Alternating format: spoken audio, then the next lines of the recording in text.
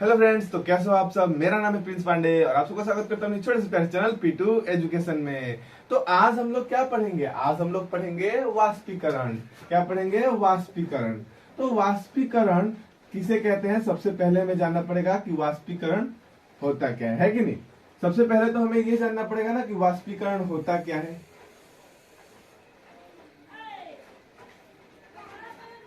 तो वाष्पीकरण ना, तो वाष्पीकरण यानी कि वाष्प बनना ना, वाष्प बनना। तो हम जानते हैं कि हमारा जल क्या बनता है? भाप बनता है। क्या बनता है?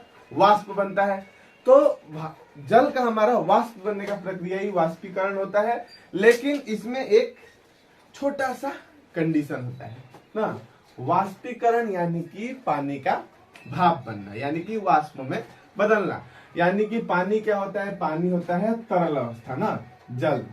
और हमारा भाप वाष्प क्या होता है? वाष्प होता है हमारा गैसीय अवस्था। ये क्या होता है? गैस। ये क्या होता है? तरल। ये क्या होता है? तरल। तो हम लोग पानी और वाष्प, पानी से वाष्प बनना जो प्रक्रिया है वाष्पीकरण, इसके बारे में हम लोग जानेंगे कि वाष्पीकरण होता क्या है।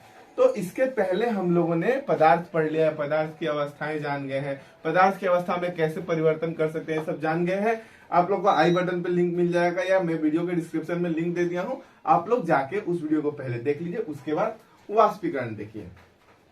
तो देखिए वाष्पीकरण क्या होता है? वाष्पीकरण यानी कि पानी का वाष्प में बदलना, यानी कि तरल अवस्था से गैस में बदलना। लेकिन इसमें एक छोटा सा कंडीशन होता है। वो कंडीशन क्या है? हमारा पानी जो है गर्म होता है तो भाप बनता है, वाष्प में बदलता है। और हम लोग को यह भी पता है कि पानी का क्वथनांक यानी कि 100 डिग्री सेल्सियस पे जो जल है वो बॉयल यानी कि खदकना शुरू होता है, बॉयल होना, उबलना लगता है। तो उबलता है तो हम लोग तो सब देखे हैं कि जब हम लोग किसी बर्तन में पानी बैठाते हैं, गैस पे है ना, गैस पे बैठाते हैं, उसे आग देते हैं, तो हमारा पानी गर्म होते होते एक समय पे खौलने लगता है। तो क्या होता है? बहुत सारा वाष्प इसमें से निकलता है कि नहीं निकलता है? पानी क्या बनता है? गैस बनता है कि नहीं बनता है? बनता है, वाष्प के रूप में निकलता है। लेकिन पानी जब बॉयल होता है तभी क्या ये भाप निकलता है? नहीं ना। पानी 100 डिग्री सेल्सियस पे पूरा गर्म नहीं होता है, उसके पहले भी क्या होता है? भाप निकलता है, निकलता है। तो क्वथनांक बिंदु पर पहुंचने से पहले जो वाष्प बन रहा है ना, जो पानी वाष्प में बदल रहा है ना, वो वाष्पीकरण कहलाता है। वाष्पीकरण क्या कहलाता है? अपने क्वथनांक बिंदु पर पहुंचने से पहले जो जल है वो वाष्प में बदलना शुरू हो जाता है, वो क्या कहलाता है? वाष्पीकरण। यानी कि क्वथनांक यानी कि उबलने से पहले। ठीक है, 100 डिग्री सेल्सियस क्वथनांक बिंदु है। अपने क्वथनांक बिंदु पर पहुंचने से पहले जो जल वाष्प में बदलता है क्या कहलाता है? वाष्पीकरण। समझ आ रहा है? क्या कहलाता है? वाष्पीकरण। पानी जो है बॉइलिंग पॉइंट पे पहुंचने से पहले, यानी कि क्वथनांक बिंदु पर पहुंचने से पहले वाष्प में बदलने लगता है। क्या होता है? वाष्प यानी कि भाप में बदलने लगता है। क्या होता है? तरल अवस्था से गैस अवस्था में बदलने लगता है। बदलता है कि नहीं बदलता है? पानी को जब हम लोग गर्म करेंगे तो वो वाष्प में बदलेगा। पानी का तापमान बढ़ाए तो, जल का तापमान बढ़ाए तो वाष्प में बदलेगा। हाँ, बदलेगा।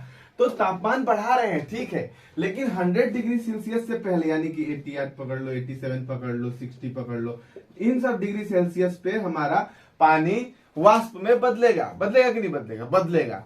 तब जो बदलता है ना, वही वाष्पीकरण कहलाता है। क्वथनांक बिंदु पर पहुंचने से पहले का जो तापमान होता है जिसपे हमारा जल जो है वो वाष्प में बदलना शुरू हो जाता है, वो क्या कहलाता है?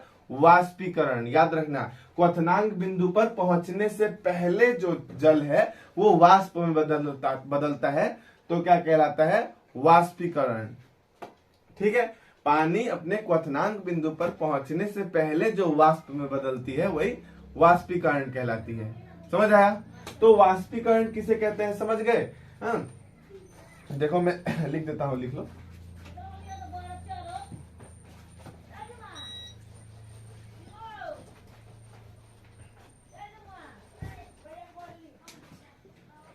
जब जल अपने क्वथनांक बिंदु पर पहुंचने से पहले, क्वथनांक बिंदु, जब जल अपने क्वथनांक बिंदु पर पहुंचने से पहले पहले वाष्प में बदलता है क्या कहलाता है? वाष्पीकरण कहलाता है। वाष्पीकरण कहलाता है। लिखना है, लिख लीजिए। जब जल अपने क्वथनांक बिंदु पर पहुंचने से पहले वाष्प में बदलता है, क्या कहलाता है? वाष्पीकरण कहलाता है। क्लियर? मुझे नहीं लगता है वाष्पीकरण में किसी को डाउट होगा। कोई डाउट नहीं।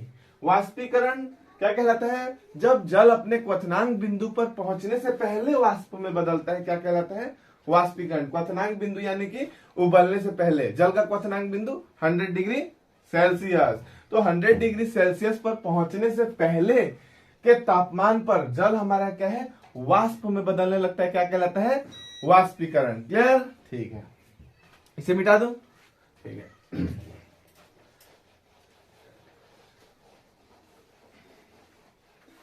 तो ये हो गया हमारा वाष्पीकरण।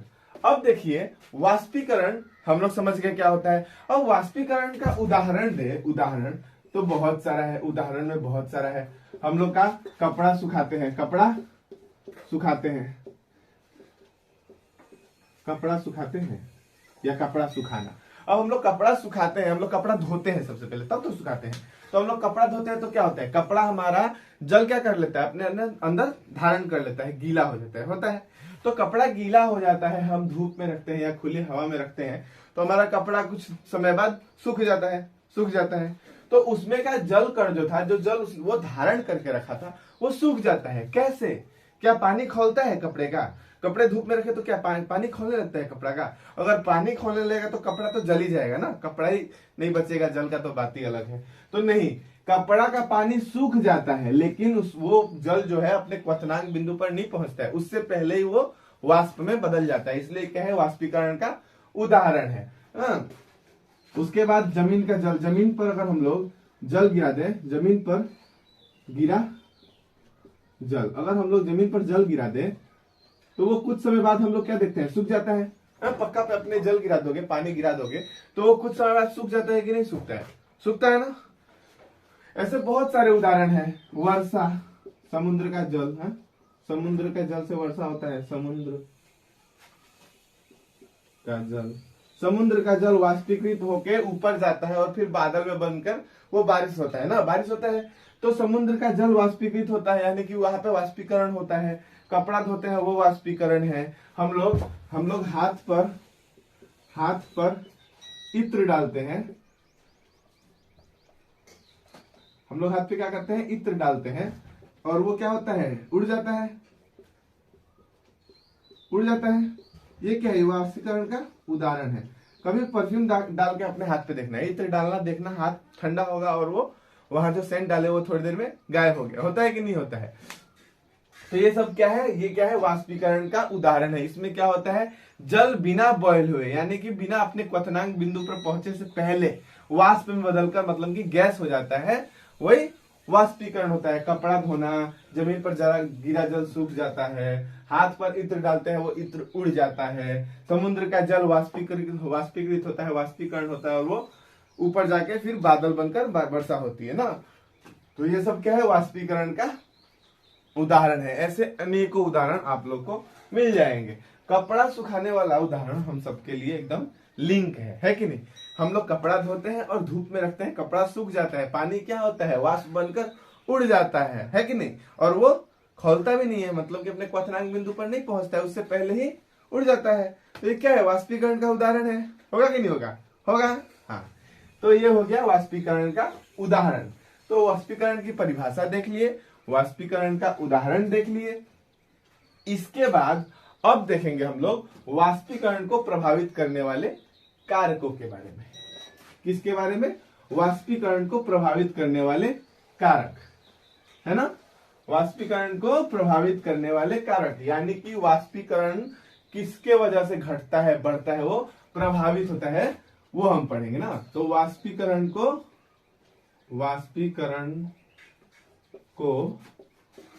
प्रभावित करने वाले कारक। तो वाष्पीकरण किन किन कारकों से प्रभावित होता है? किसी किसी को आइडिया है? आइडिया तो होना चाहिए। वाष्पीकरण को प्रभावित करने वाले कारक बहुत सारे हैं, ठीक है। तो क्या क्या है, चलिए हम लोग देखते हैं। तो वाष्पीकरण सबसे पहले हम लोग को मालूम है तापमान। तापमान बढ़ाएंगे तो वाष्पीकरण बढ़ेगा, तापमान घटाएंगे तो वाष्पीकरण घटेगा। तो ये तो सबको मालूम होना चाहिए, इसलिए तो मैं बोला सबको मालूम होना चाहिए। तापमान, तापमान क्या है? वाष्पीकरण को प्रभावित करने वाला पहला कारक है कि नहीं है? तापमान हम लोग सबको मालूम है। हम लोग जब तापमान बढ़ाएंगे, हाँ, जल को गर्म करेंगे तो वाष्पीकरण बढ़ेगा। और जल को ठंडा करेंगे, उतना गर्म नहीं देंगे, तापमान नहीं देंगे, तो वो तो उल्टा बर्फ जम जाएगा कि नहीं जम जाएगा। तो हम लोग तापमान बढ़ाएंगे तो वाष्पीकरण बढ़ता है।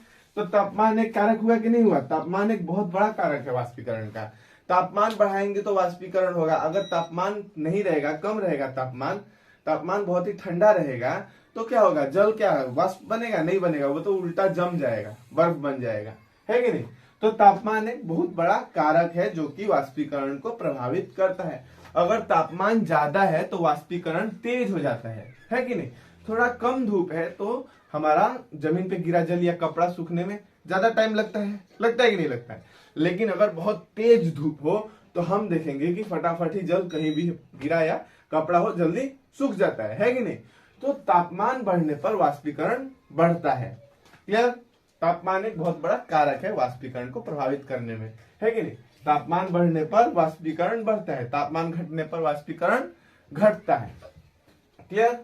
देख लो, अगर तापमान ज्यादा हुआ, बहुत तेज धूप हुआ, है कि नहीं? बहुत तेज धूप हुआ तो हमारा कपड़ा जल्दी सूखेगा कि नहीं सूखेगा? यहाँ पे कपड़ा हम लोग धूप में रख दिए और बहुत तेज धूप है तो कपड़ा जल्दी सूख जाएगा। और अगर सूर्य के आगे हमारा बादल आ गया और सूर्य को ढक दिया, यानी कि छां है, धूप नहीं आ रहा है डायरेक्ट, तो कपड़ा जल्दी सूखेगा? नहीं सूखेगा ना, है कि नहीं?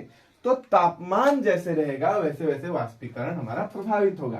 तापमान अधिक तो वाष्पीकरण अधिक, तापमान कम तो वाष्पीकरण कम। अभी किसी को डाउट होगा इसमें? नहीं होना चाहिए।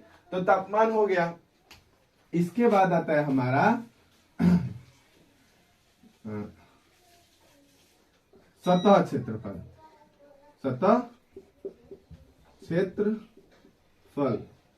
अब सतह क्षेत्रफल से क्या समझते हो? सतह समझ रहे हो? प्लेन, किसी चीज का सतह, ऊपर का सतह ना। तो द्रव्य का सतह होता है। अब मान लो ये ग्लास है हमारा, ये ग्लास है, इसमें हमारा पानी भरा हुआ है। तो ये ऊपर जो इसका क्या है, ये इसका क्या है? सतह है कि नहीं? ऊपर क्या है? इसका सतह है। तो यह सतह क्षेत्रफल पर भी हमारा वाष्पीकरण निर्भर करता है। यहाँ पे देखो, इस ग्लास का सतह क्षेत्रफल कम है कि नहीं है? और वही मैं एक कटोरा बना दूं, है कि नहीं? कटोरा बना दूं और इसमें वही लिक्विड डाल दूं, वही द्रव इसमें डाल दूं, तो ये इतना सरफेस एरिया इसका बढ़ जाएगा कि नहीं बढ़ जाएगा? इसका क्षेत्रफल बढ़ जाएगा। इसका सतह क्षेत्रफल कितना हुआ? इतना हुआ। अब इसका ज्यादा है ना, इसका ज्यादा है? इसका सतह क्षेत्रफल ज्यादा है ना, इसका सतह ज्यादा है कि नहीं? इसका सतह का क्षेत्रफल ज्यादा है, इसका कम है ना? तो इसमें क्या होगा? इसका वाष्पीकरण कम होगा इसके मुकाबले, इसका वाष्पीकरण ज्यादा होगा। इसमें ज्यादा सतह क्षेत्रफल मिल रहा है वाष्पीकरण होने के लिए, है ना? और इसमें उतना जगह नहीं मिल रहा है। तो वाष्पीकरण कभी भी सतह क्षेत्रफल जिसका ज्यादा होता है उसमें होता है, ज्यादा होता है कि नहीं? तो इसका सतह क्षेत्रफल ज्यादा है, यानी कि वाष्पीकरण इसमें ज्यादा होगा। और ये ग्लास में वाष्पीकरण कम हो जाएगा, है ना? और इसमें वाष्पीकरण ज्यादा होगा। तो किसी भी द्रव का जितना ज्यादा सतह क्षेत्रफल फैला रहेगा उसका वाष्पीकरण उतना ज्यादा होगा, और जिस द्रव का सतह क्षेत्रफल कम रहेगा उसका वाष्पीकरण कम होगा, धीमा होगा। समझ आ रहा है? सतह क्षेत्रफल हम लोग अपने दैनिक जीवन में देखे हैं, है कि नहीं? हम लोग एक गिलास दूध लेते हैं, ग्लास में, ऐसे ग्लास में, तो देखते हैं कि जल्दी ठंडा नहीं होता है अगर वो दूध गर्म है तो। और उस गर्म दूध को हम लोग थोड़ा थोड़ा करके कटोरे में डाल के पिए, प्लेट में डाल के पिए, है कि नहीं? तो क्या होता है? जल्दी ठंडा होता है ना, हम लोग जल्दी जल्दी पी पाते हैं। तो हम लोग सतह क्षेत्रफल बढ़ा देते हैं तो वाष्पीकरण अधिक हो जाता है। और वाष्पीकरण में क्या होता है, वाष्पीकरण में जल कण जो होते हैं वो अत्यधिक ऊष्मा जो पाते हैं, जिसके वजह से वो द्रव से गैस में बदलना शुरू करते हैं। वो ऊष्मा लेके निकल जाते हैं, वो क्या करते हैं, गर्मी लेके निकल जाते हैं, जिसके वजह से हमारा द्रव जल्दी ठंडा हो जाता है। समझ आ रहा है। तो यहाँ पे सतह क्षेत्रफल बढ़ने से वाष्पीकरण बढ़ा, यानी कि जल्दी वो द्रव गर्म भी है तो जल्दी ठंडा हो जाएगा। और इस ग्लास का द्रव अगर गर्म है तो जल्दी ठंडा नहीं होगा, क्योंकि यहाँ वाष्पीकरण धीमा है। तो वाष्पीकरण कब बढ़ेगा, जब सतह क्षेत्रफल ज्यादा होगा। वाष्पीकरण कब कम होगा, जब सतह क्षेत्रफल कम होगा। तो सतह क्षेत्रफल का भी बहुत बड़ा योगदान है वाष्पीकरण को घटाने बढ़ाने में, यानी कि ये भी एक बहुत बड़ा कारक है वाष्पीकरण को प्रभावित करने में। कैसे, तो सतह क्षेत्रफल ज्यादा, वाष्पीकरण ज्यादा, सतह क्षेत्रफल कम, वाष्पीकरण धीमा हो जाएगा। समझ आ रहा है। तो सबसे पहला हो गया तापमान, फिर सतह क्षेत्रफल। हम लोग दो कारक अभी तक देख लिए, तो इसे मिटा देता हूं। तीसरा कारक हम लोग देखते हैं, चलिए।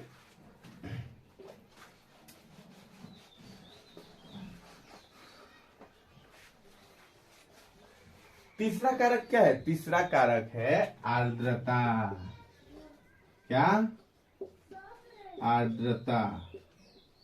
अब आर्द्रता क्या होता है, सवाल ये मन में आ रहा है, आर्द्रता किसे कहते हैं, आर्द्रता क्या होता है। ये आर्द्रता शब्द से हम क्या समझ रहे हैं, बहुतों को समझ आ सकता है, बहुतों को नहीं आ सकता है। तो चलिए सबसे पहले हम लोग आर्द्रता जानते हैं। आर्द्रता क्या होता है, आर्द्रता यानी कि वायु में जलकण, समझ आ रहा है, वायु में जल की उपस्थिति क्या कहलाता है, आर्द्रता। हम जानते हैं कि जल जब गर्म होता है तो वो गैस अवस्था में बदलता है। अब वो गैस अवस्था में बदलता है तो वो क्या आता है, वायु में फैलता है, यानी कि वायु में जल कण होता है कि नहीं होता है। वायु भी, जल भी क्या बन जा रहा है, गैस बन जा रहा है। वायु क्या है, गैस है। तो ये गैस और गैस का मिश्रण हो जाता है, यानी कि वायु में जल मिल जाता है कि नहीं, वायु में जल मिल जाता है, यानी कि वायु में जल हमेशा उपस्थित रहता है। तो वायु में जल की उपस्थिति क्या कहलाती है, आर्द्रता कहलाती है। समझ आया, वायु में जल की उपस्थिति आर्द्रता कहलाती है। ठीक है, हमारा जो वायु है अपने अंदर जल धारण कर पाता है। तो जो जल कण है, जो कि वाष्प के रूप में, गैस के रूप में फैले हुए हैं, वो वायु में मिले हुए रहते हैं, जो कि आर्द्रता कहते हैं। ठीक है, वायु में जल की उपस्थिति आर्द्रता कहलाती है। क्लियर। तो मान लो आर्द्रता ज्यादा है, यानी कि वायु में पहले से ही बहुत ही जल कण उपलब्ध है, यानी कि वायु में बहुत ही ज्यादा जल पहले से ही उपलब्ध है। तो जब वायु में जल उपलब्ध है, जल कण उपलब्ध है, तो वायु क्या होगा, जल क्या करता है, किसी चीज को ठंडा करता है ना, करता है। तो वायु में जल उपलब्ध है, यानी कि हमारा मौसम ठंडा होगा, है कि नहीं, क्या होगा, ठंडा होगा। तो वायु में जल उपलब्ध है, मौसम ठंडा है, तो क्या कपड़ा जल्दी सूखेगा, मौसम ठंडा रहेगा तो नहीं सूखेगा। वायु में जल कण है पहले से ही, तो वाष्पीकरण क्या हो जाएगा, धीमा हो जाएगा। समझ आ रहा है। तो अगर आर्द्रता ज्यादा है, यानी कि वायु में जल पहले से ही बहुत उपस्थित है, तो वाष्पीकरण हमारा क्या हो जाता है, धीमा हो जाता है। इसमें उल्टा हो रहा है, आर्द्रता ज्यादा होगा तो वाष्पीकरण धीमा हो जाएगा। समझ रहा है, आर्द्रता ज्यादा होना यानी कि जल में पहले से ही वायु में पहले से ही बहुत जल उपस्थित है, वायु में पहले से ही जलकण बहुत ज्यादा उपस्थित है। तो वायु में जलकण पहले से ही उपस्थित है, तो वाष्पीकरण क्या हो जा रहा है, धीमा हो जा रहा है। और अगर आर्द्रता कम होगा, आर्द्रता क्या होगा, कम होगा, यानी कि वायु सूखा हुआ है, शुष्क है, वायु क्या है, शुष्क है, यानी कि वायु में जलकण बहुत ही कम मात्रा में है ना, मतलब कि आर्द्रता कम है। और वायु में आर्द्रता कम होगी, यानी कि वायु में जलकण कम होगा, यानी कि वायु शुष्क होगी। तो क्या करेगी, वो आसानी से अपने अंदर जो वाष्पीकरण होकर जलकण निकलते हैं कपड़े से या कहीं से भी वाष्प बन के आ रहे हैं, वो आसानी से अपने अंदर धारण कर पाएगी शुष्क वायु। तो शुष्क वायु आर्द्रता कम होने से वाष्पीकरण तेज हो जाता है। और आर्द्रता ज्यादा होगा, यानी कि वायु में पहले से ही जल उपस्थित रहेगा, तो वहां क्या होगा, वाष्पीकरण धीमा हो जाएगा। किसी को कोई डाउट नहीं है, डाउट होने से कमेंट करना, मैं जरूर इसे सॉल्व करने को ट्राई करूंगा। 100% मैं रिप्लाई दूंगा ही, ट्राई नहीं करूंगा, 100% मैं आपको रिप्लाई दूंगा, आपका जो भी डाउट होगा उसको क्लियर करूंगा। तो ये हो गया आर्द्रता, यानी कि वायु में जलकण पहले से ही उपस्थित होगा, ज्यादा होगा आर्द्रता तो वाष्पीकरण धीमा हो जाएगा। और अगर आर्द्रता कम होगा यानी कि वायु शुष्क रहेगा तो क्या होगा, वाष्पीकरण तेज हो जाएगा। किसी को कोई डाउट नहीं। तो ये हो गया हमारा तीसरा कारक आर्द्रता। अब चौथा कारक देखो, सबको मालूम है, हम लोग जानते हैं कि अगर वायु तेज होती है, अगर वायु का प्रवाह तेज रहता है तो हमारा कोई कपड़ा गीला अगर हो तो जल्दी सूख जाता है। सूखता है कि नहीं सूखता है हवा का प्रवाह। हम लोग गाड़ी में ट्रेवल कर रहे हैं, मान लो हम लोग गाड़ी से ट्रेन से कहीं जा रहे हैं, तो देखें अगर हमारा रुमाल गीला हो जाता है तो हम लोग जंगला पे रख दें तो हमारा 2-3 मिनट में जंगला पे क्या रखते हैं, खिड़की पे रखते हैं, रुमाल क्या होता है, सूख जाता है। किस वजह से? क्या ट्रेन में धूप लगता है? ट्रेन में धूप तो लगता है, साथ ही साथ हवा बहुत तेज लगता है कि नहीं लगता है? और जहां हवा तेज लगेगा वहां कपड़ा जल्दी सूखेगा, वहां वाष्पीकरण बढ़ जाता है। हम लोग देखे हैं कि अगर धूप नहीं निकलता है, बारिश का समय रहता है, तो हम कपड़ा धोते हैं और जल्दी सूखता नहीं है। तो हम क्या करते हैं, हम लोग फैन चला के फैन के नीचे कपड़ा रख देते हैं। रखते हैं कि नहीं रखते हैं? मैं तो रखा हूं, आप लोग भी रखते होंगे। तो जब हम लोग फैन के नीचे कपड़ा रखते हैं तो क्या होता है, वो धीरे धीरे जल्दी सूखता है कि नहीं सूखता है? यानी कि हवा का प्रवाह तेज होता है तो वाष्पीकरण तेज हो जाता है, और हवा का प्रवाह अगर धीमा है तो वाष्पीकरण धीमा हो जाता है। तो हवा का प्रवाह जो है ये भी बहुत बड़ा कारक है। किस चीज का? वाष्पीकरण का, वाष्पीकरण को प्रभावित करने का। अगर हवा का प्रवाह ज्यादा रहता है तो वाष्पीकरण तेज हो जाता है, और हवा का प्रवाह कम रहता है तो वाष्पीकरण धीमा हो जाता है। देखिए कैसे, हम मान लीजिए ये कपड़ा कोई है, हम लोग ये धूप में लगाए हुए, ये हमारा रस्सी है, ठीक है, ये क्या है, हमारा रस्सी है। ये क्या हो रहा है, धूप में कपड़ा ये वाला सूख रहा है। तो हम लोग धूप में सुखा रहे हैं, पूरा धूप नहीं है मान लो, लेकिन हवा का प्रवाह बहुत ही ज्यादा तेज है। तो जो जलकण कपड़े में से वाष्प बन के निकलेंगे, जो जलकण वाष्प बन के निकलेंगे, उन्हें क्या करेगा, हवा आएगा और बहुत तेजी में अपने साथ उड़ा के लेकर चला जाएगा। नहीं चल जाएगा, यहाँ से वाष्प हमारा उड़ के चला जाएगा, जल हवा के साथ चला जाएगा। फिर जो जलकण निकला, फिर वायु आया, फिर उसे अपने साथ लेके चला गया। तो जैसे ही जलकण कपड़े में से निकलते हैं वाष्प बनकर, वैसे ही हमारा तुरंत जो वायु है वो अपने साथ उस जलकण को उड़ा के लेके चला जाता है। इससे क्या होता है, इससे हमारा वाष्पीकरण तेज हो जाता है। तो हवा का प्रवाह जो है वो भी बहुत ही बड़ा कारक है वाष्पीकरण को प्रभावित करने का, है कि नहीं? तो हमारा मेन 4 कारक है जो कि वाष्पीकरण को प्रभावित करते हैं, है ना?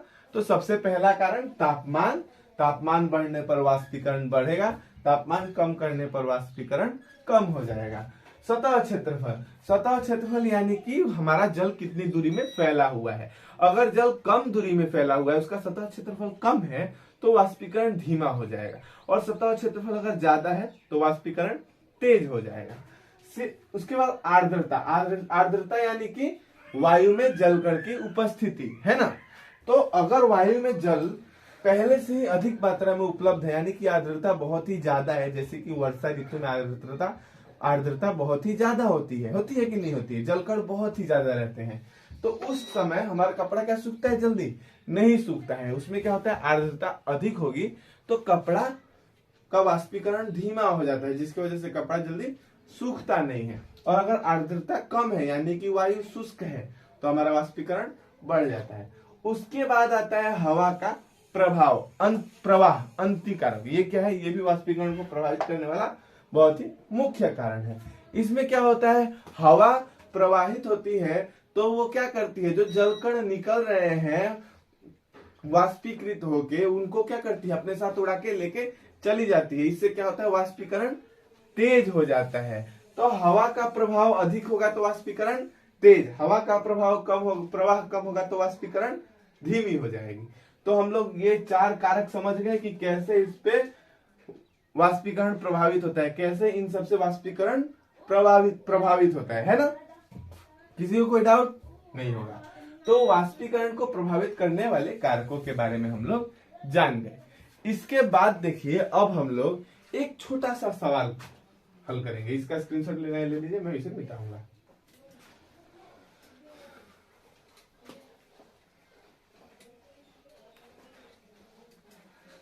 अब एक सवाल इसमें आता है कि क्या वाष्पीकरण से शीतलता महसूस होती है। प्रश्न है, क्या वाष्पीकरण से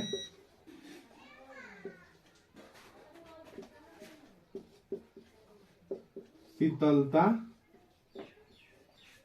महसूस होती है। महसूस, स्पेलिंग गलत हो सकता है, महसूस, महसूस सही कर लेना, महसूस होती है।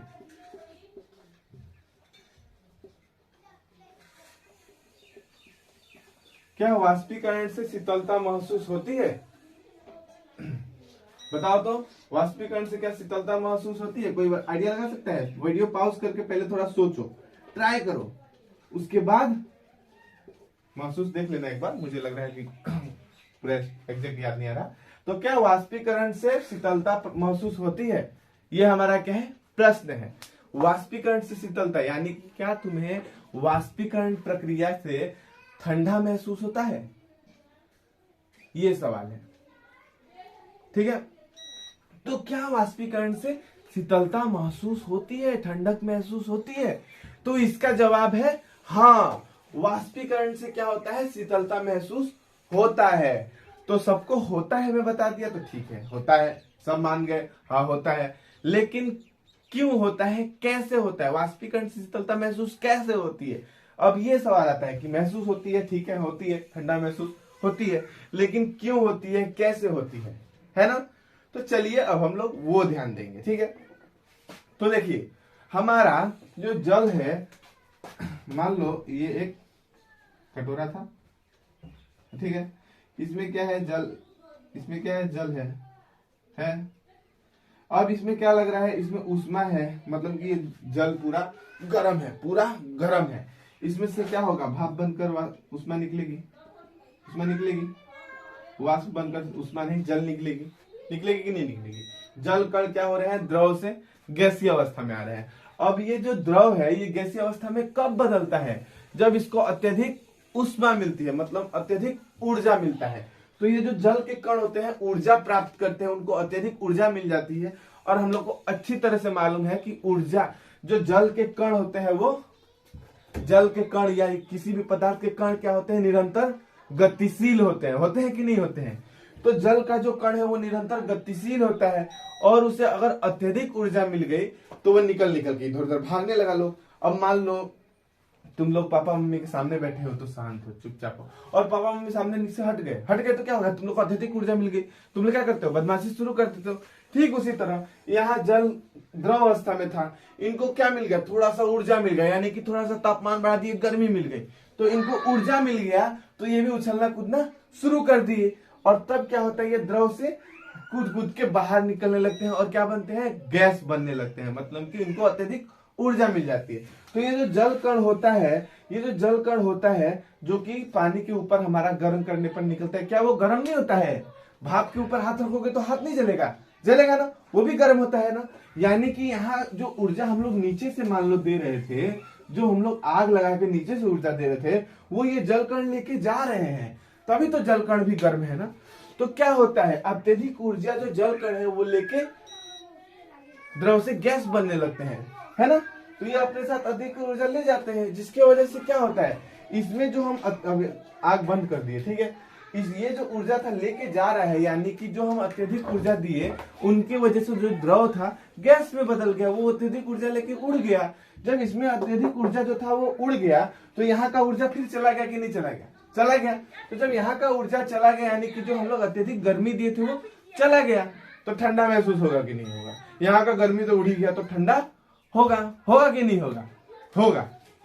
हम लोगों के किताब में एक प्रश्न है कि जब हम लोग अपने हाथ पे इत्र छिड़कते हैं तो हमारा हाथ क्या होता है, ठंडक महसूस करता है कि नहीं करता है, करता है ना। हम लोग सेंट डालेंगे अपने हाथ पे तो वो थोड़ी देर के लिए हमारा हाथ क्या होगा, ठंडक महसूस करेगा उस जगह पर।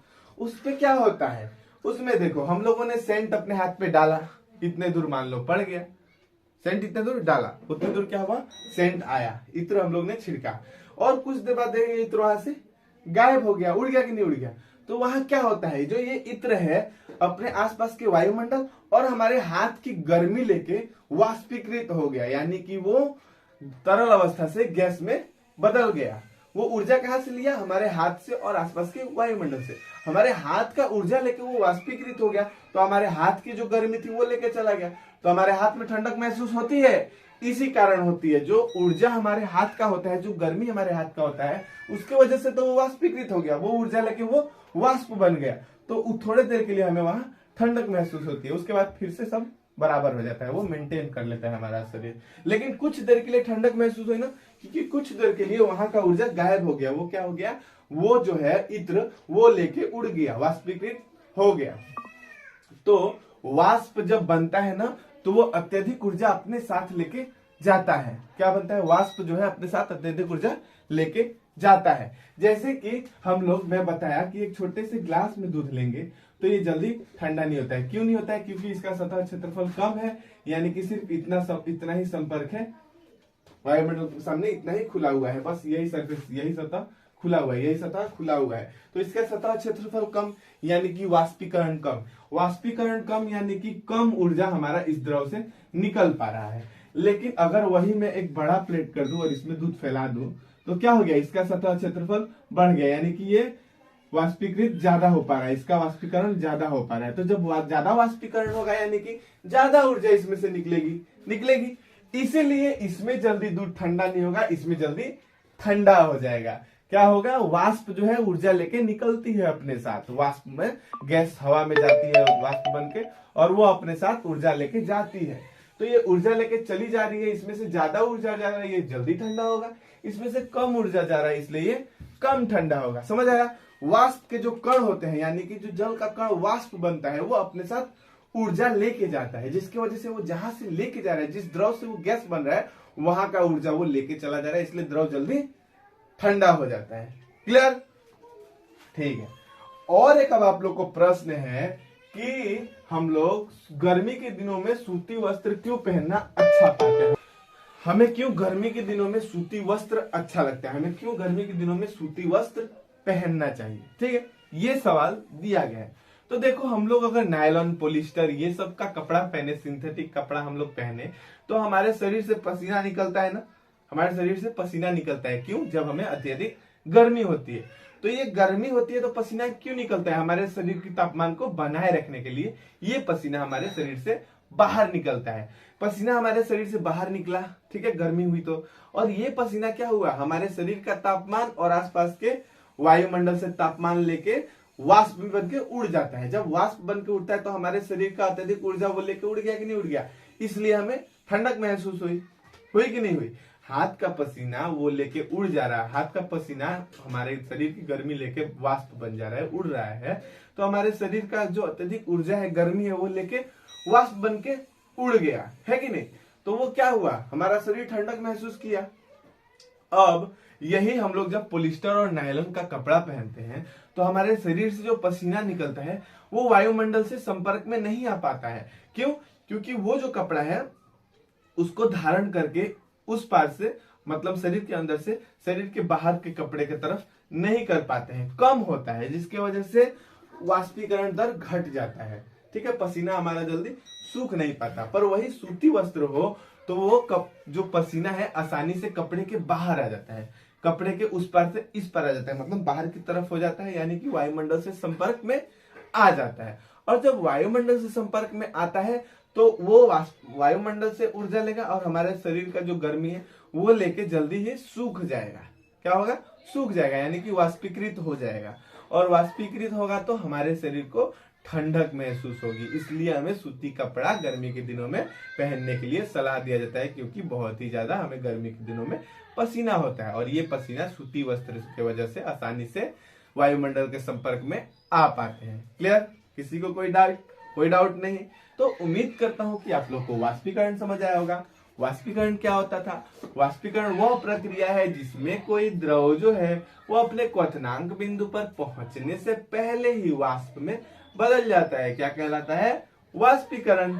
उसके बाद क्या था? वाष्पीकरण के उदाहरण मैंने क्या दिया था? कपड़ा सूखना, कपड़ा को हम लोग धोते हैं और वो सूख जाता है। पानी कहीं जमीन पे गिर गया, वो भी थोड़ी देर में सूख जाता है। ये सब क्या है? वाष्पीकरण का उदाहरण है। इसके बाद क्या था? वाष्पीकरण को प्रभावित करने वाले कारक। तो क्या क्या कारक थे? तापमान, तापमान बढ़ने पर वाष्पीकरण बढ़ेगा, तापमान घटने पर वाष्पीकरण घट जाएगा। इसके बाद क्या था,